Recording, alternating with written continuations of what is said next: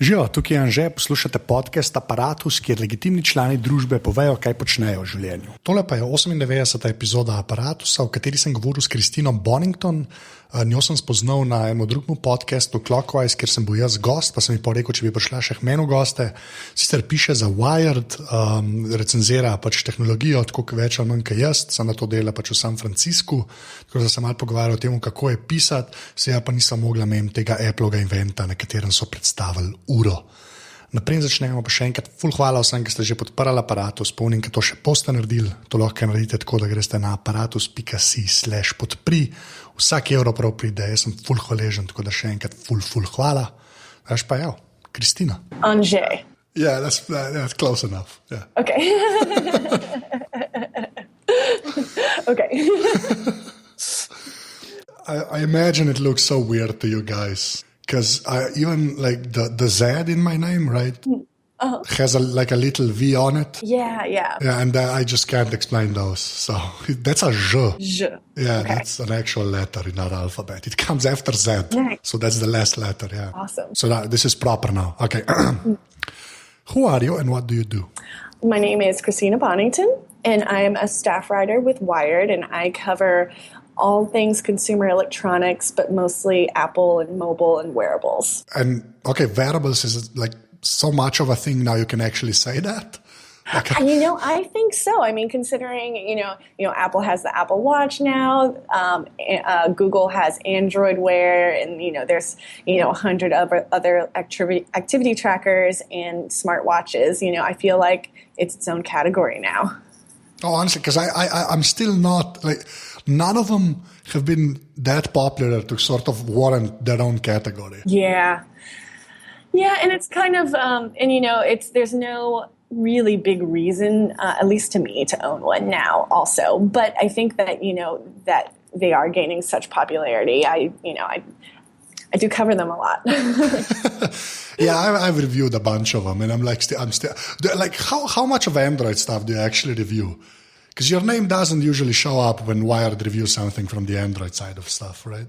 Yeah, so we do usually mostly like kind of the major releases, and I didn't do the last Android Wear big smartwatch that came out. So I checked it out, but I didn't do the formal review of like the Moto 360. I think that was maybe the last one that we did. But I've done like the Pebble, I've done Garmin watches, a lot of activity trackers, all the latest Fitbits that came out at the end of last year and things like that. Okay, so before we get into tech, and we are going to talk about that, like I do have a couple of questions about you're a staff writer for Wired, right? Mm-hmm. Okay, yes. What exactly does that mean? So what that means is, so at least for me, I come into the office every day and I keep track of like the news in my beat, which is, primarily Apple and mobile things.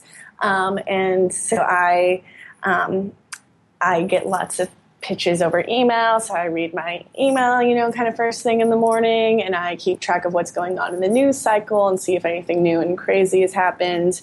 From there, I decide, do we want to cover that? Do we want to research some different angle of that and kind of try to push whatever that story is further? I have my own contacts at different companies and, keep relationships with them. Yeah, and then just kind of, I do a mix of, short news posts, longer reported pieces, and longer features, and I just kind of work on those each day. So why do you do that? Because I think it's a disease for some of us to write about tech, and I don't know what it is. Mm-hmm. And I can't really phrase that question any better, but I think we're all kind of weird.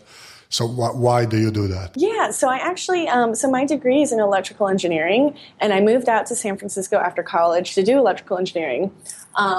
But then at the time, I only had my bachelor's degree, and most of the hardware engineering positions required a master's or a doctorate, and I was really burnt out on school and not interested in that at the moment. But I had really liked journalism in junior high and high school, and so I was like, well, maybe I can write about technology. And Gizmodo had an opening for interns, and so I applied, and I got that. And then and so I enjoyed that. And then from there, that transitioned into a position at Wired.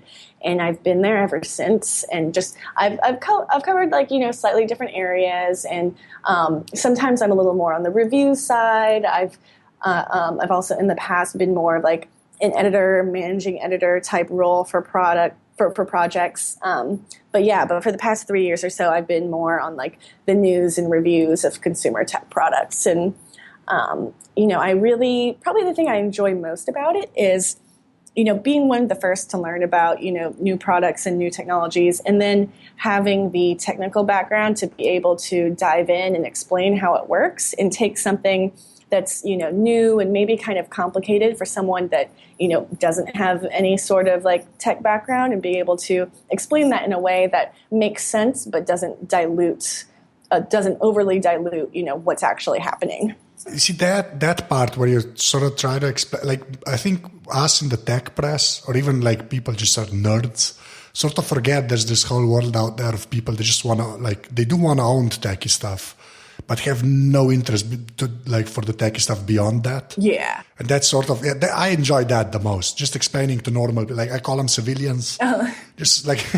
Like when you actually write an article and then you get an email or something saying, I did not know that, thank you. Like that's the best for me. But yeah, so you actually have a degree in electrical engineering. That is sort of awesome. So you're not like one of us quacks, because I have a political science degree and I write about tech, which apparently somehow makes sense. But yeah, so why electrical engineering? So my background is actually kind of crazy. And so before I went to college, I was a professional ballet dancer. What? And so I was doing ballet, and the economy, that was around 2006, 2007. And the economy just wasn't, treating the ballet world super great at that time. So I was like, okay, like I'm going to go to school, and I kind of want to major in something the opposite of ballet. And I wanted a mental challenge. And a bunch of my friends from high school were like, oh, you should do engineering. And I was like, I don't even really understand what engineering is, but I see there's like different types. Like, what type should I do? They're like, oh, you should do electrical engineering because there's not many girls in electrical engineering. And it's a lot of math, and you like math. And I was like, okay, well, that sounds good. So I did electrical engineering, and it was fun. And like, I got to, towards the end of my college experience, got to work on some robotic stuff. Autonomous solar-powered robot was my senior design project, and so that was really cool. It's now been so long, I think I've forgotten almost everything from school, but, I still get to list electrical engineering on my resume, so that's nice. Yeah, but that's quite a journey there, like from ballet to electrical engineering and now journalism. That's like, you've pretty much done it all at this point, so. Yeah. Okay, so when you moved to Wired, right? I do want, like, I have this thing, because I write for a print magazine, and then there's this online thing, and like, how do you reconcile that? Because I know Wired seems to be doing okay with all of that, with the whole transition to the web and still putting out a magazine.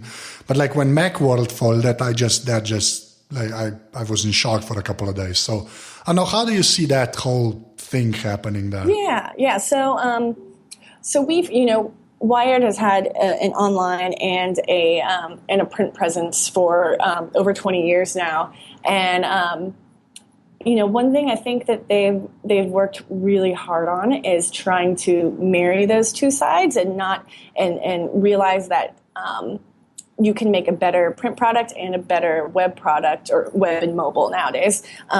If you are, using all of your resources together and using all of your brain power to come up with ideas and projects that have kind of like different aspects on different platforms. So, a piece that first publishes in the magazine, and then when it comes to the web, it has like a bunch of cool interactive elements, or maybe a piece that first published on the web, and then you turn that into you start investigating that more and turn it into, a feature story for the magazine 3 or 4 months down the line. And so I think they've done a really good job at kind of, identifying where they can take advantage of that. And then, I'm not sure. I'm not exactly sure why I feel like we've been able to do better than some of the other print publications out there. I don't know if it's just the fan base, who the reader base is, and they're still interested in getting their print edition of Wired in the mail each month.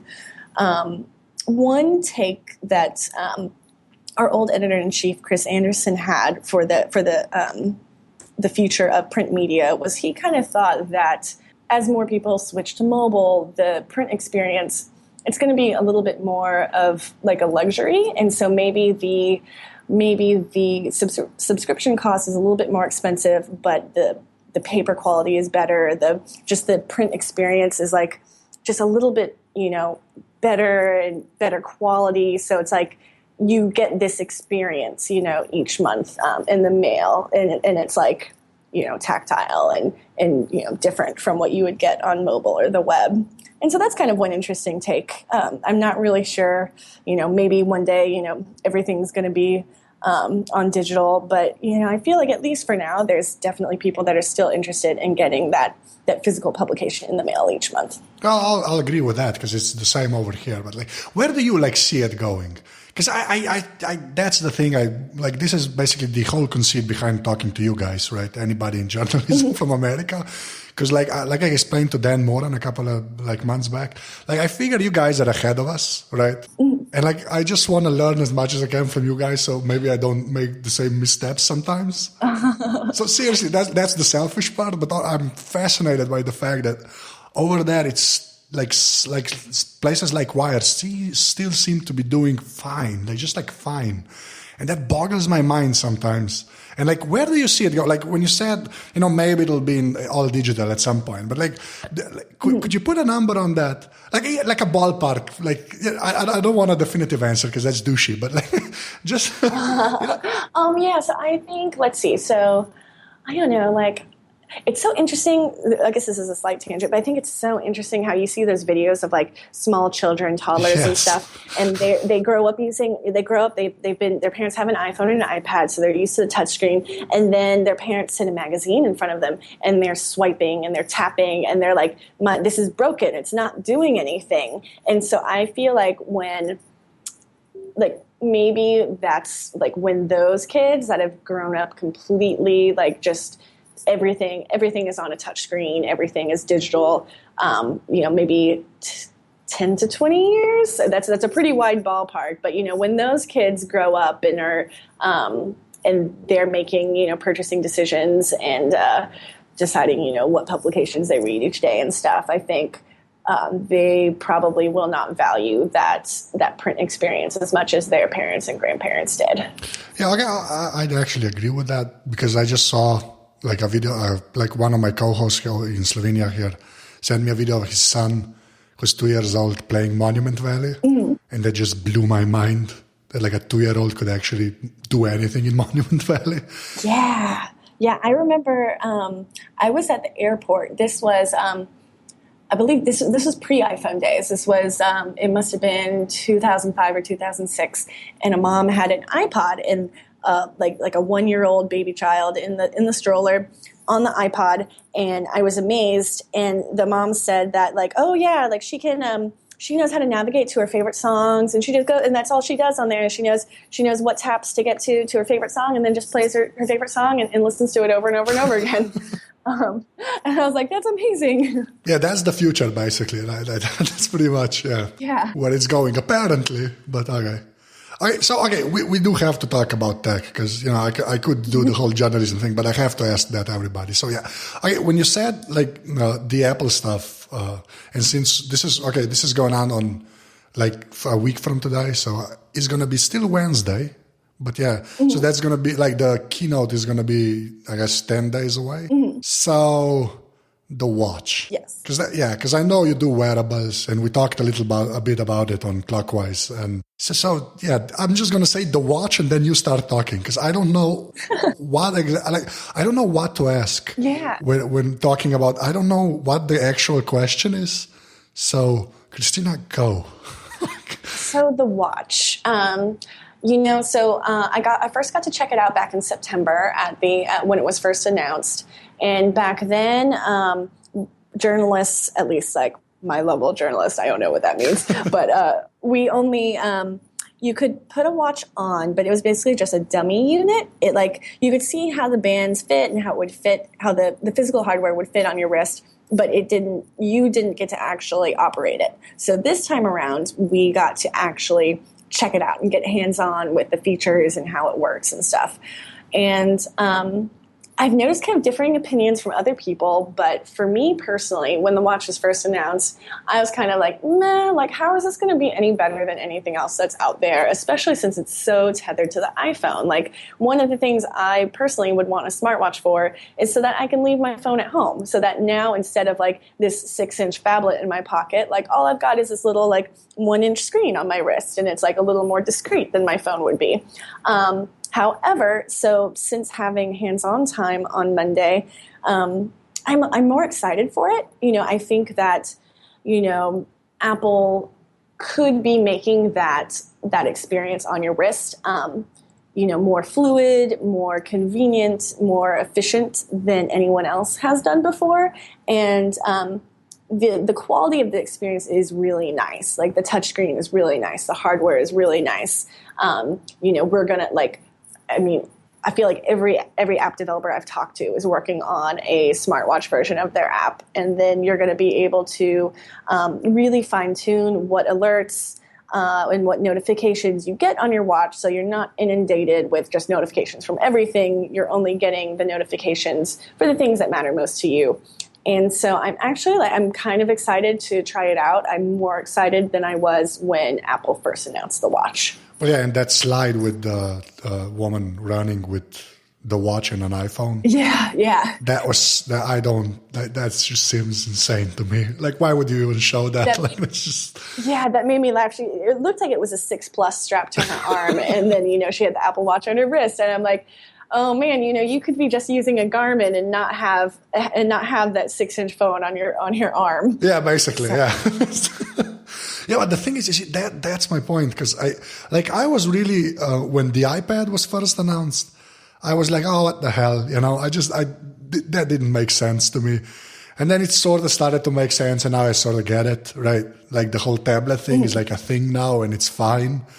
And when I see the watch, I have that same reaction that I did with the iPad. So that's why I'm more cautious this time around. I just don't want to be. Yeah. But I actually when the iPad was announced, I was like, oh, what will I ever need this thing for? And I actually went out and bought a netbook. A month later, it was netbooks are the future. And now I've got that thing gathering dust in a closet somewhere.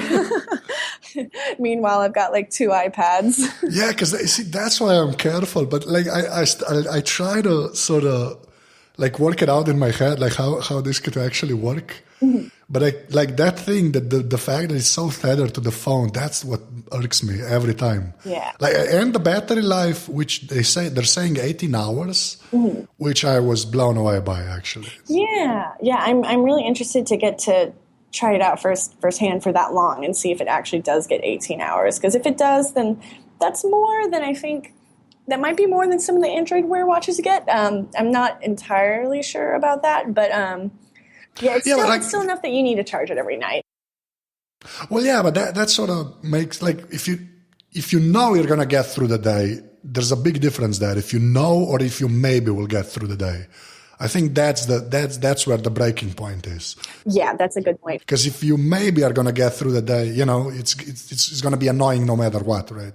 But if you know you're going to get through the day, well, might as well charge it when you go to sleep, I guess. Yeah. But yeah, it's still a weird, I want wear watches to be an actual thing. But so far, I'm still at that iPad. What the hell I'm going to use this thing for stage with the Android Wear and the Apple Watch. But yeah. Yeah, and it's interesting, it has a lot of activity tracking features and stuff, but it kind of depends. I actually now I don't do ballet anymore, but I ride bikes a lot, and so I have a lot of metrics that I track on my bike rides, and most of the activity trackers aren't really robust enough for me to want to wear, for that to be my one and only wearable. I need my. If it's fine for tracking, walking and steps, and if I go for a run, but for my bike rides, I need a different wearable that can track, the power from my power meter on my bicycle and my heart rate monitor and things like that. Although I am sort of impressed with on Android, Google did this thing called Google Fit, and that thing is like eerily accurate. Like my girlfriend just keeps checking it now every day if she's walked enough, basically.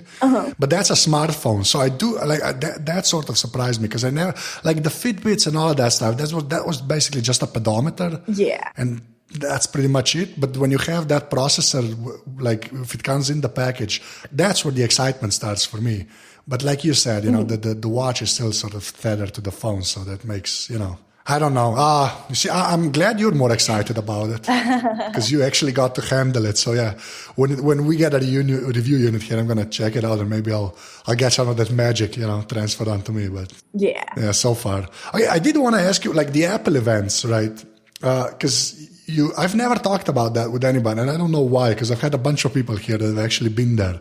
Like, what's that like? So let's see. So I have been to around 10 or so Apple events now. My very first Apple event was the day before Steve Jobs passed away. It was the iPhone 5, I believe. iPhone 4S. And it was the 4S with Tim Cook took the stage for the first time.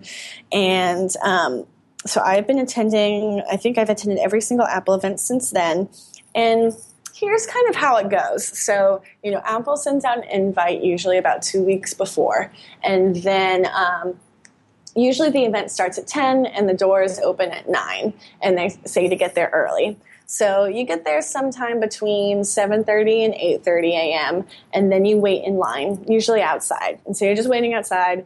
And luckily, all your other journalist friends are there. And so you're all just like, hey, how are you? And you just kind of hang out for a while. Then 9 a.m. rolls around, you check in.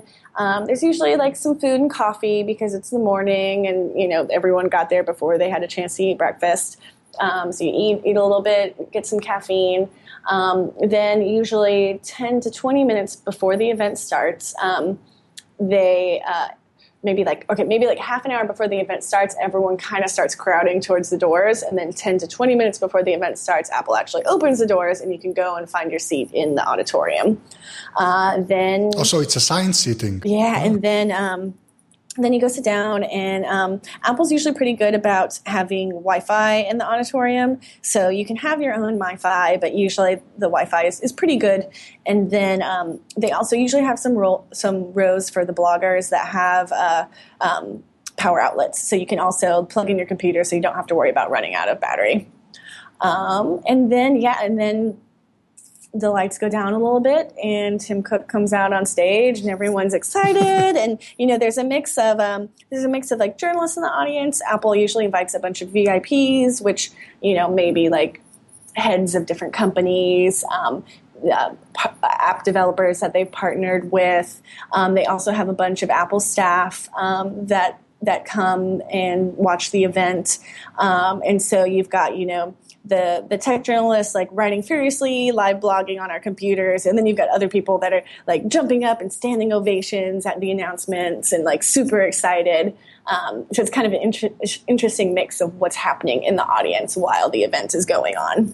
Yeah, and then afterwards you're just there's usually like some hands-on time with the new products, and you go and try to get as much hands-on time as you can, balancing with how quickly you want to write up your hands-on. And yes, that's the part I'm more interested in. Like when you're done with the event and then with the hands-on, like for you personally, like at Wired, like what's the process there? Yeah, so so you finish the event.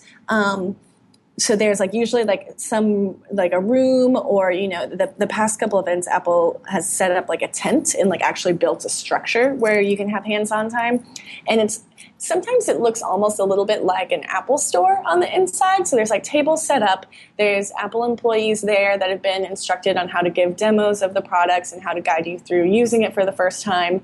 And you basically crowd around and try to elbow your way in to be like one of the first people to get to use like the the new MacBook or to use the Apple Watch.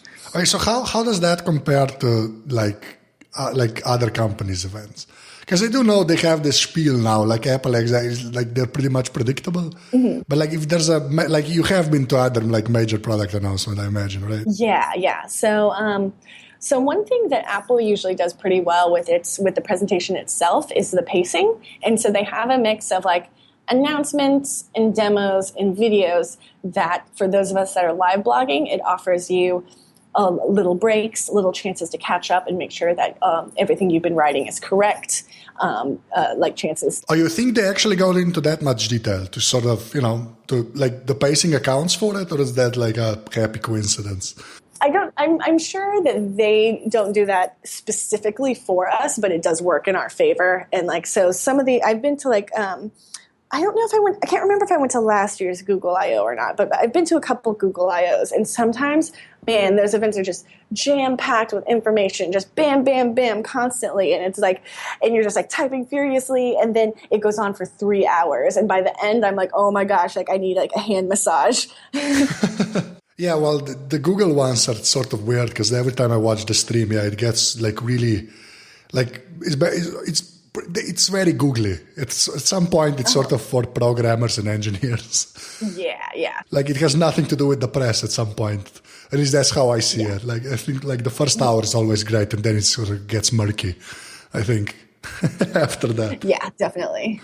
Okay, so I do want to ask you about something else about your writing, since like when you do events, that's sort of a set kind of thing. You go there, you're a live blog, and then you do the whole coverage thing. But when you said you do the daily news stuff, like how does that?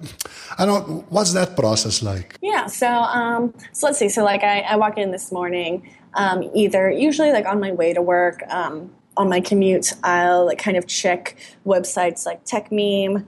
And I'll check Twitter, and I'll check the Wired homepage, and maybe a couple other websites, and just kind of see what's going on in the world today. What's new, and I'll just kind of catch up there. Read a couple stories, and then once I get in, I start working on different things. So I may have a piece that, I've already been working on, so I may finish that up, or I may see something in the news that morning that I'm like, oh, we should cover this, and, here's how we should cover this. And so I talk to my editors, and we kind of figure out how we want to cover that piece of news. And then, I set about writing that, and then we either publish it later that day or the next day. What else?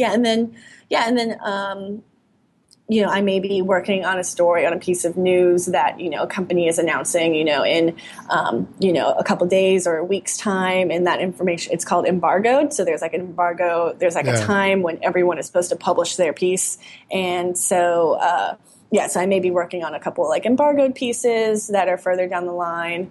And then I'm often reviewing things too. So usually like in the afternoons, I'll spend some time, writing, either reviewing products, writing the review, or working on a longer feature story that may require more research, reaching out to contacts for quotes, doing a little deeper digging. So this is like a simple question, but like anybody that writes sort of hates it, but I'm going to ask it anyway. Like, do you actually like writing? The writing part. I'm not talking about the journalism part, the researching, the quotes and stuff, but the actual, sitting down and writing. I do like writing. I think the most, it's definitely frustrating sometimes, but I love the feeling when, I've been sitting down and working on something, and all of a sudden this piece that I was banging my head against, and all I had was like 100 words, like 2 paragraphs. And now all of a sudden I look down and it's like a really robust 2,000 word review. And I'm like, holy crap, like, where did that come from? Like, I just did that. And then, it's also cool. I guess maybe this isn't quite, writing so much, but I've written so many things that I have a little bit of amnesia sometimes about what I've written. And I'll go back, I'll like Google a topic, to find like a story that Wired has covered before to link back to for background on a piece. And I'll like read something. I'll be like, oh, this is like a good piece. And then I'll be like, oh, I wrote this. That's awesome. Yeah, that has happened to me too a couple of times. And it's weird. Yeah. Yeah, it's like talking to yourself from the past then when you realize it. And it's odd, to say the least. Yeah, and I've definitely had the opposite too, where I'm like, this piece is a piece of crap. And I'm like, oh, I wrote it. Oh, yeah, well, that's a given. Yeah, I think, yeah. No, but okay, because you see, the thing is, I'm sort of the same way. Like, the best part is when it's done. That's how I like to say it. Like, when it's done, that's the best part. Yeah. The actual process is something so infuriating. And especially in tech, I don't know why, but like, I also write a little for a political magazine. And it's so much easier there for me somehow. I don't know why, but like when I review stuff, that's the worst. Because you like when you can't get an angle or whatever, it's just like I like it when stuff sucks. When I just have crappy gadgets to review, that's my favorite. Yeah, I think it's sort of not just writing the crappy stuff, but it's easier for me somehow. Maybe I'm a bad person, but that's to be. Yeah, no, I think sometimes that it's easier to write, more with more color when the product like isn't great. Because when it is good, like you just kind of run out of synonyms for like shiny and like nice and like this works well, like this has a clean interface. It's like, how many different ways can I say that? But if something's like kind of awful, like there's a lot of ways you can say that. And a lot of times for reviews, sometimes I'll have a beer first before I start writing, if I'm working on after work, because I feel like that kind of helps the colorful language flow as well. And then I go back and I edit it the next day and make sure, all the grammar and spelling is correct and stuff. Well, yeah, you have to say you edit it the next day. That's like a disclaimer now. But yeah, okay. Okay, you edit it the next day. And one more thing about the reviews, right? Like, how do you, since you do like mostly Apple stuff, like not all of it, but like how do you actually approach those? Like you said, like you can only do a certain turn of phrase so many times, right? Mm-hmm. Like, is it fresh every time because it's a new product, or when you're reviewing like the fourth iPad, it kind of gets weird in your head, or? Yeah, it definitely it does. Like, I would say like the past three, I don't know, the past several iPads have all been like pretty great. And so then it's like, okay, now does the scale change? Like, should I be, because all of these products are like generally great, like, should I be more nitpicky? Should I be, okay, like maybe there's like a little bit of lag loading this one app, or, the screen flickered weird a couple times, should I be, do I judge this on the exact same scale as like every tablet, or do I judge this on a scale on Apple's, this tablet compared to past Apple tablets? And so I think, I kind of start taking that into consideration as well, which is, it gets kind of tricky and interesting there. Like I'm in the process of writing a review of cheap Android phones. Mm-hmm. It's like 19 phones. Oh, wow. That's a lot. That cost under 300 euros. And it's surprisingly easy to write. Because, like I said, it's not many of them are good. But it's sort of, because that like, I actually kind of admire you guys, And like Jason and Dan, we were on Clockwise together. Like, I do sort of admire you guys, because you do find like you still are energized with the fourth iPad. You're still there. Yeah. It sort of surprises me every time, but I'm sort of glad. Because, I don't know what I do. Yeah. Also, I should point out, I write for a monthly magazine. And that the pacing there is just, it has nothing like the web. Basically, it just has nothing. Yeah. Yeah. The frequency is so weird. It's kind of, and that's the last thing I wanted to ask about. Like, you sort of came up, like you said, from Gizmodo and now Wired, and you were always online, basically. Like, is there any culture crash with the people that were there from the print-only days? Or has like everybody at Wired just figured it out because it's Wired and, always looking toward the future and all of that stuff? Yeah. So that's an interesting question. So my when I first started with Wired, I actually was working for the print magazine. I was an editorial fellow for what at the time was the test section of the magazine, which is now called Gadget Lab. So the same branding across the web and the magazine. Yeah, they're definitely. So when I first started, we were just starting to kind of bridge the gap between the web and print. And coming from Gizmodo, I ended up in my internship for the magazine, I was also writing a lot for Gadget Lab Online. And so I was kind of one of the first interns to start doing that. And then And then shortly after, that section of the magazine and Gadget Lab on the web really started working together, because there had been problems where, maybe one editor would call in a product to review, and then the other one would try to call it in, and the company would be like, wait, you already have a review unit. And they're like, no, we don't. And they're like, oh, like the web has it, or oh, the print has it.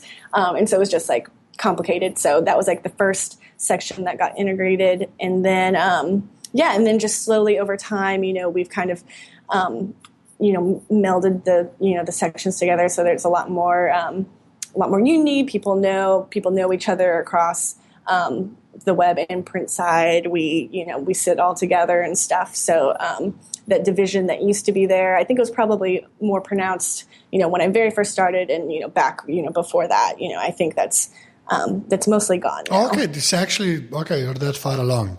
Because that's a tough thing. Like, yeah. I don't like any sort of desk in a media operation to sort of merge those two is like, that's a challenge basically. Yeah. Like just the people equation there is like awful. It can never go that well. But that's fascinating to me, because although it is wired, so that I feel like you guys sort of cheated, because it's, like I imagine like I don't know, like at the Atlantic, it's a different story. Like when it's not such a techy place. Yeah. So besides writing about tech and apparently ballet, which I would have never guessed, like what else do you like to do in life? Like that's a general question, but So I also, I'm a bike racer. So in my spare time, I ride my bike a lot. And on the weekends, I go to races. And I guess would be considered an elite bike racer. So there's like different categories. You start out, for women, you start out as a category 4, in the US at least. You start out as category 4, and then once you win enough races, you get points, and you can upgrade to category 3, and then you upgrade to category 2 and category 1. And so I am a category 2, and I race against the pros and the ones, which means I don't win so many races anymore, but it's challenging. Oh yeah, and it saves your knees, so Yeah. That's the thing, and your toes, since it's ballet. So I sort of.